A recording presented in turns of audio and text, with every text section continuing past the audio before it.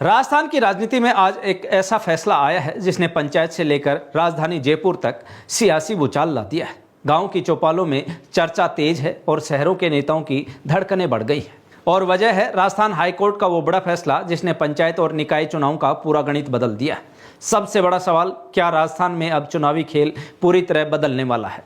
क्या ओबीसी आरक्षण की नई रिपोर्ट सैकड़ों नेताओं की राजनीति उलट देगी?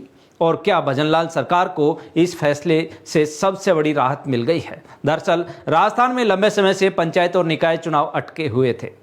कानूनी दावपेच, आरक्षण विवाद, परिसीमन और ओबीसी सीटों के फॉर्मूले पर पूरा मामला फंसा हुआ था।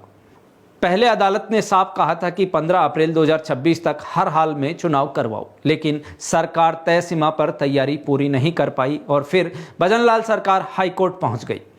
सरकार ने कहा अभी ओबीसी आरक्षण का एम्पिरिकल डेटा पूरा नहीं हुआ है, वार्डों का परिसीमन बाकी है, अगर जल्दबाजी में चुनाव करवाए गए तो विसंगतियां पैदा हो सकती हैं। और अब राजस्थान हाईकोर्ट की कार्यवाहक मुख्य न्यायाधीश संजीव प्रकाश शर्मा की खंडपीठ ने सरकार को बड़ी राहत दे दी है। हाईकोर्ट ने सरकार की समय सीमा बढ़ाने वाली याचिका स्वीकार कर ली है, यानी अब राजस्थान सरकार के पास 31 जुलाई 2026 तक का समय होगा ताकि पंचायत और निकाय चुनावों की पूरी तैयारी की जा सके, क्योंकि इस पूरे मामले की सबसे बड़ी चाबी अब ओबीसी आयोग के हाथ में आ चुकी है। जी हां, अब पूरा राजस्थान 20 जून 2026 की तरफ देख रहा है, क्योंकि हाईकोर्ट ने साफ आदेश दिया है कि ओबीसी आयोग को 20 जून तक हर हाल में अपनी रिपोर्ट देनी होगी। इस रिपोर्ट में तय होगा कि किस जिले में ओबीसी आबादी कितनी है, उनका राजनीतिक प्रतिनिधित्व कितना है और कौन सी सीटें आरक्षित होंगी। यानी अब असली चुनावी खेल इस रिपोर्ट से शुरू होगा, यानी रिपीट। और यही वजह है कि राजस्थान की राजनीति में बेचैनी बढ़ गई है। अब जरा समझिए ये मामला इतना बड़ा क्यों है। राजस्थान में पंचायत और निकाय चुनाव सिर्फ छोटे चुनाव नहीं माने जाते, यहीं से निकलते हैं भविष्य के विधायक, भविष्य के सांसद और बड़े क्षेत्रीय नेता। यानी ये चुनाव जमीनी राजनीति की असली प्रयोगशाला होते हैं।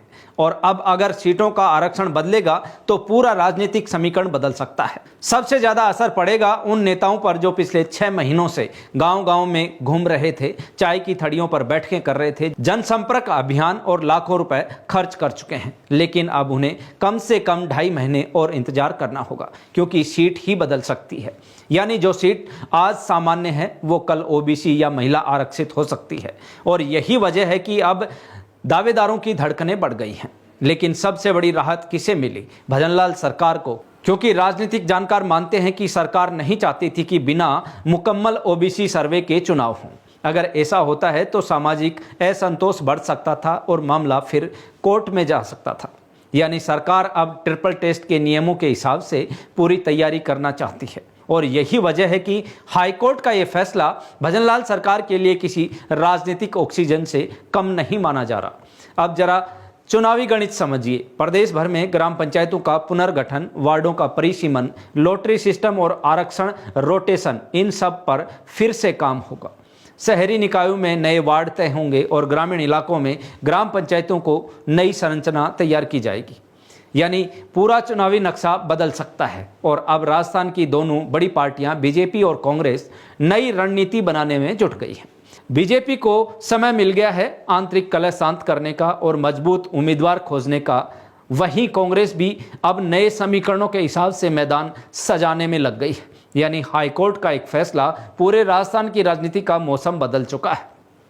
लेकिन सबसे बड़ा सवाल, क्या ओबीसी आयोग की रिपोर्ट राजस्थान की सोशल इंजीनियरिंग पूरी तरह बदल देगी?